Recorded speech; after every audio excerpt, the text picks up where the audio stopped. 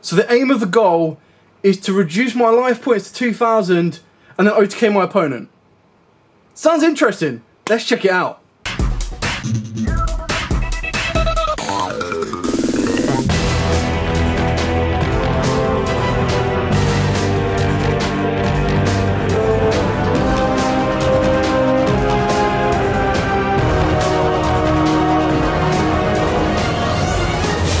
So, the brand new deck of Dynomorphia, that is right, as the introduction said, this deck actually makes you pay more life points than your opponent is going to take. You know, your opponent can't kill you if you kill yourself first, I suppose. Anyway, the deck has got future support, so my first big tip of this is it's definitely worth picking this deck up while the bits are cheap. It has in total 2 secrets and 1 ultra rare, and they are relatively easy to pick up, and I believe the Dinomorphia Frisia is only about £5, the Domain is about a £10, and then this one is about £3, so definitely worth picking up because the future support makes the deck better. Anyway, I will take you through this entire profile. This is Dinomorphia Control, so massive shout out to Rob who helped me put this together. I will also show you a 2-card combo at the end as well, just so you can kind of see how this deck operates and a typical kind of play that it makes. With all of that out of the way, ladies and gentlemen, please smash that like button, hit that notification bell and subscribe so you don't miss out on any more upcoming content from the channel. With all of that out of the way, let's dive head first into Dinomorphia. With 3 of the main card in the deck, or the main monster of the deck, in Dinomorphia Frisia. So if this card is normal or special, you get to set a Dinomorphia trap directly from your deck to the spell and trap zone. It can't be ashed. Nice. Then if your life points are 2,000 or less, this card gains 500 attack. Meh, okay.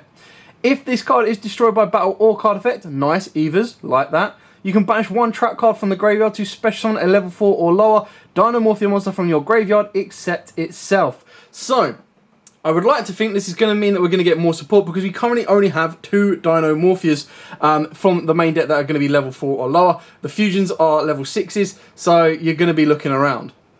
So what is the other Dinomorphia? Well, it is Dinomorphia Diplos. If it is normal or special, you get to send a Dinomorphia card from your deck to the graveyard. Then if your life points are 2,000 or less, inflict 500 damage to your opponent.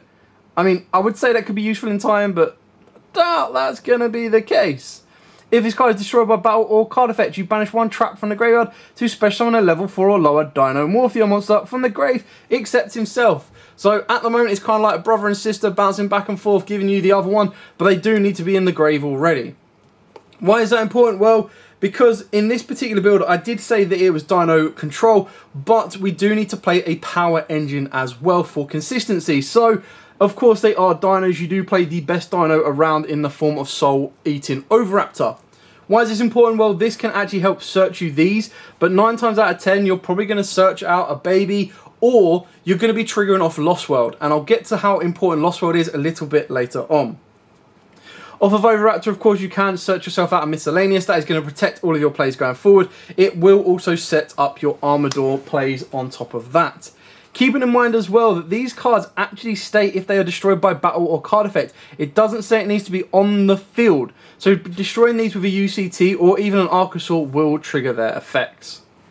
Because I wanted to keep the normal Dino engine as small as possible, we are only playing the 1 baby, the 1 Archosaur, and the 1 UCT. And of course, a little bit of a spoiler for ahead, we are only playing the 1 Double Evo.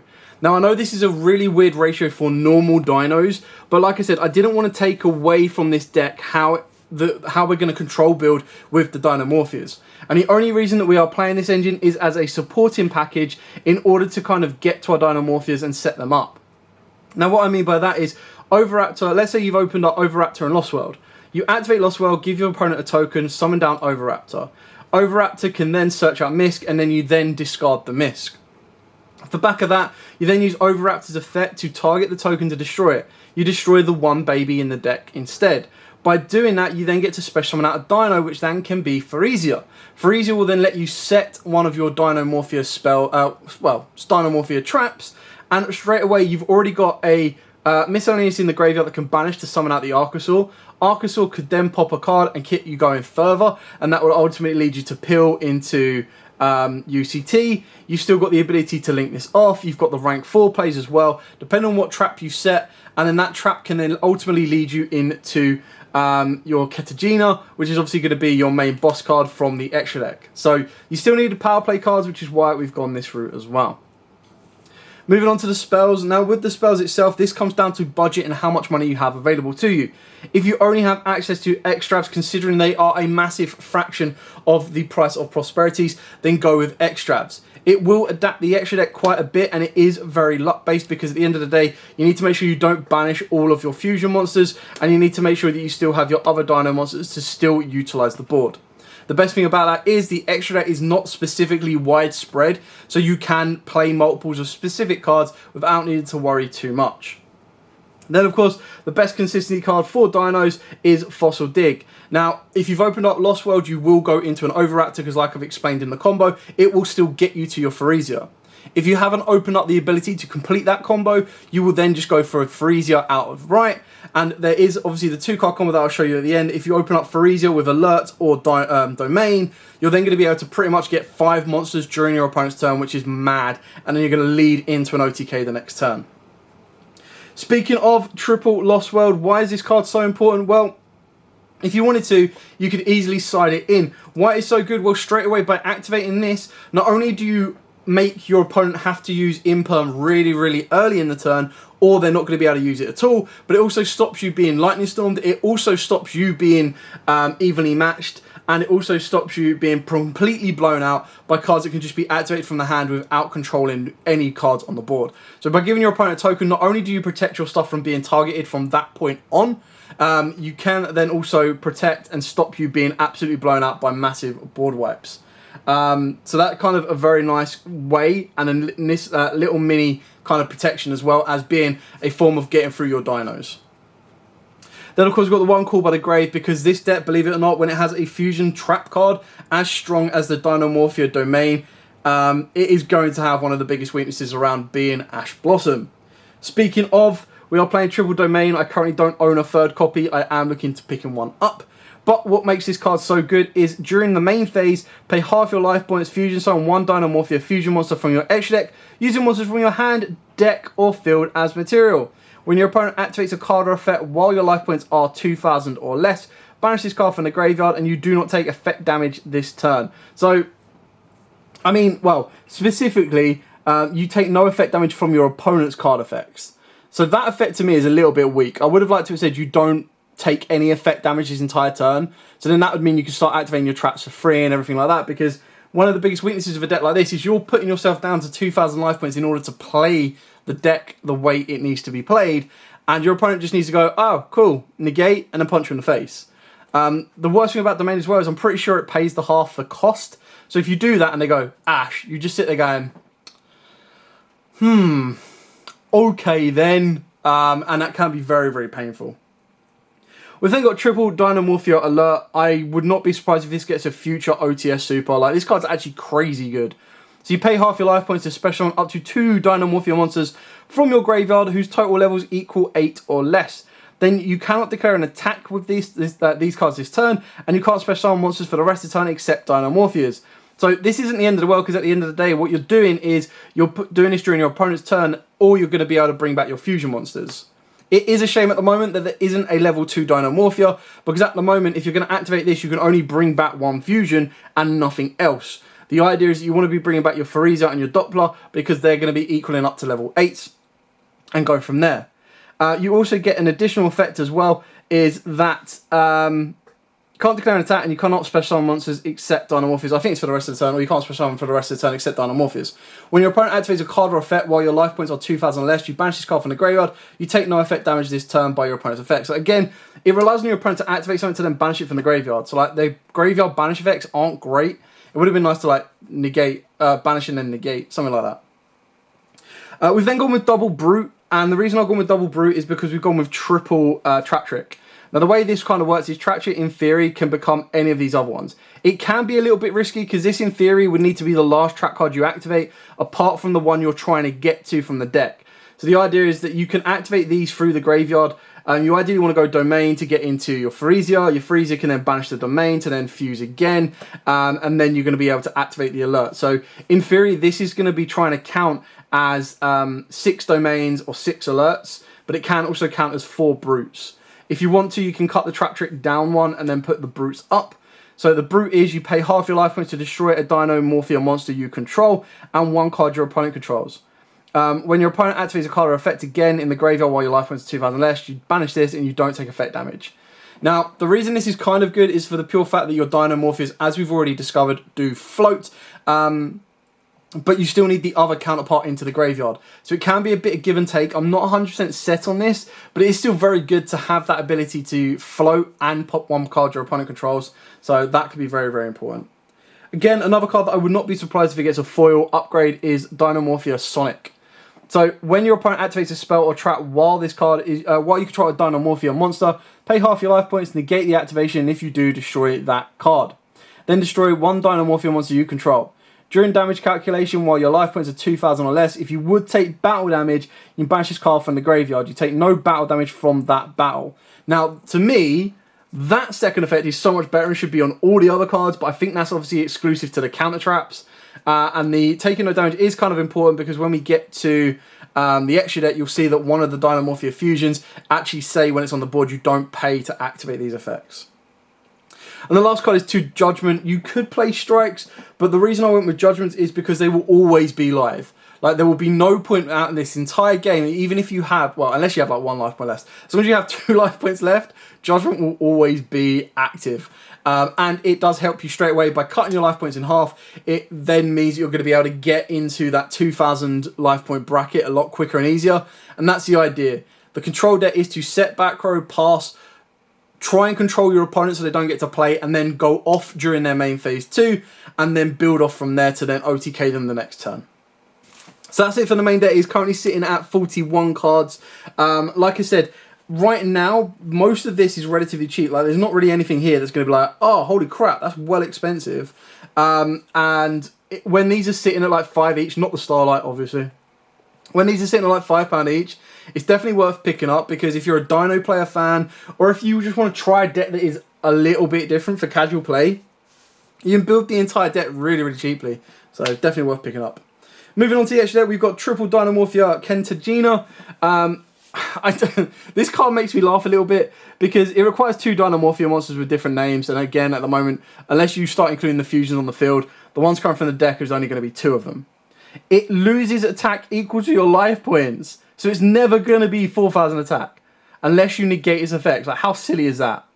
Anyway, during the main phase, you can pay half your life points and banish 1 Dinomorphia normal trap card from the graveyard. This effect becomes that trap's effect while this card when it is activated. So basically, the idea is that you activate domain, you fuse into a Kentagina. You can then use Kentagina's effect to banish, and that will then fuse into your next one, which is your Stealth Burger. That's really bad. Stealth Burger.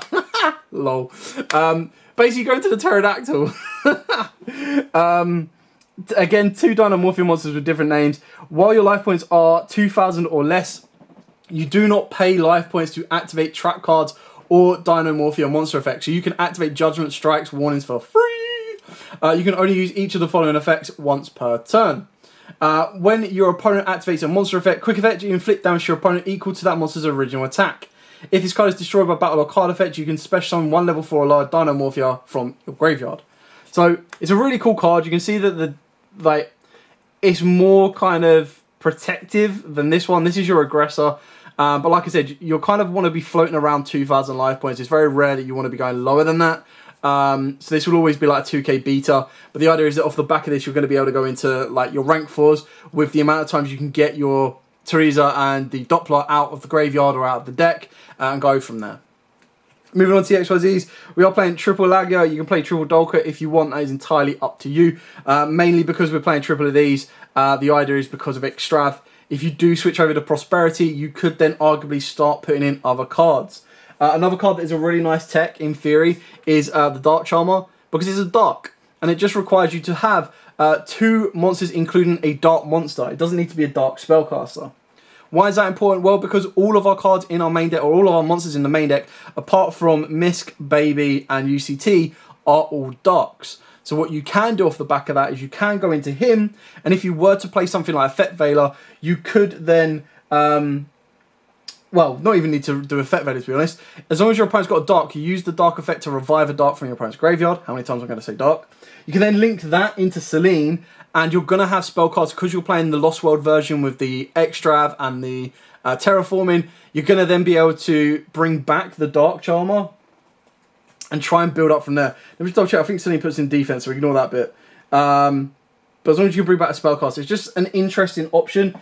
Even if you don't go into Selene, you can, of course, go into any Link 3. It is something you can look at, but like I said, it's a control deck. You don't need to worry about the extra deck as much. Which is why we've also got a spray of generic rank 4s. Again, this requires 2 level 4 darks, which is exactly what you're rocking. So definitely worth doing. This is just to slow your opponent down, and this is to deal with back row. So these can be anything. They can be Abyss Dwellers. They can be Exotons, if you want to be spicy. They could be Zeus's. They could also be Digested Emeralds. And the last 2 cards, again, is Link Karibo and the Shakur Gardener. Just for those times when you do need to try and turn or get into the extra deck, and you need to turn your Archosaur into Link Karibo into Gardener. Gardener can protect you a little bit as well. Now again, if you go full hide into the Extrav, you would probably go yeet to these, and you would probably literally just go, okay, 3 Link Karibo, because it's the one you're going to start with, and then an additional Secure Gardener. So you'd have 2 Secure Gardener, and you'd have 3 Link Karibo. So you can kind of see where you would go with that one. Like I said, I'm not 100% set on Extrav yet. It's kind of just dependent on what your budget is available to. Like I said, there's nothing in this extra deck right here, right now, that's stupid expensive. Like, you can pick all of these up really, really cheap. And then the main deck, like I said, there's not really anything in there. UCT's just had a gold reprint. Pills had a low rarity print, which I think is like £1 or something. It was an ultra rare print, wasn't it? Archosaur's just had a tin reprint. It's only like £4 or so. All of the traps, I think the most expensive trap, well, these are all commons, is Domain, and that's a secret rare.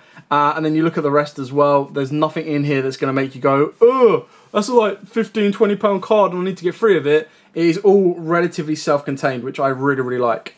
Okay, so now it's time to show you the very simple 2-card columns. No. And now it's time to show you the very simple 2-card combo. You need 1 card from column A and 1 card from column B. Keeping in mind, you play 3 of each of these. You play 3 Track Trick, 3 Domain, and 3 of the Alert. So we're going to go with the easiest route. We'll open up Domain and we'll open up the Freesia.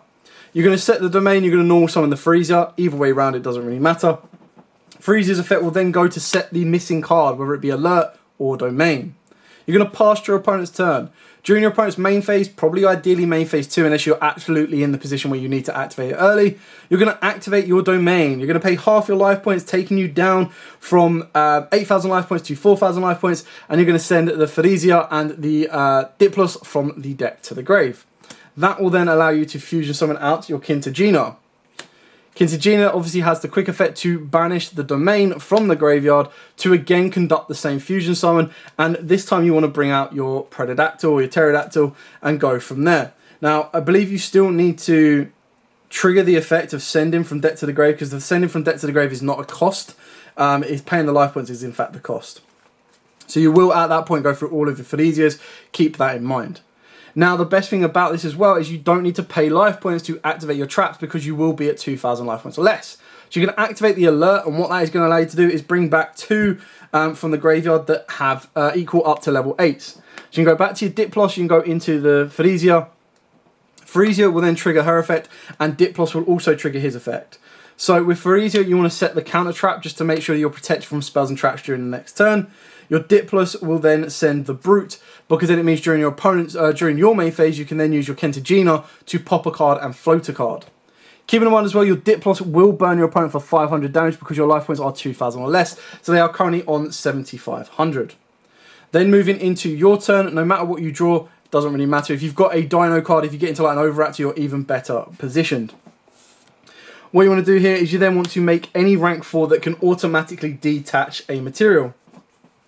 Whether that be going into a Dolka or a Lagger because you feel your opponent is going to be triggered to activate that back row, or whether it be something as simple as the Tornado Dragon.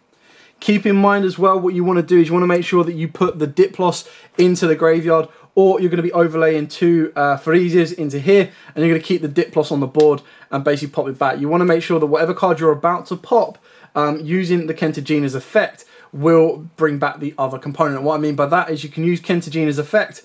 she will then banish Brute, which will let you target to destroy one card your opponent controls and a Dinomorphia. She'll be popping the Teresia, which will bring back your Diplos. Your Diplos will then burn your opponent for an additional 500, because it's summoned, you will then get to Foolish Burial again. Now, keep in mind you don't pay life points to activate the effects because of your Predadactyl. At this current stage as well, this will be a 2000 beta. This is going to be 1000, and then obviously you've got 2000 there. You've already burnt your opponent for 1000 as well. If you pay more life points, this is going to get stronger, and you still have the ability, if you want to link off, to climb higher, to get into stronger monsters. It entirely depends on what you've topped at, what else you have access to, and go from there. Anyway, thank you so much for watching. Don't forget to like, comment, subscribe, share. I hope you enjoyed it. I hope you found it informative, and I hope it's given you an interesting bracket to start the deck off with.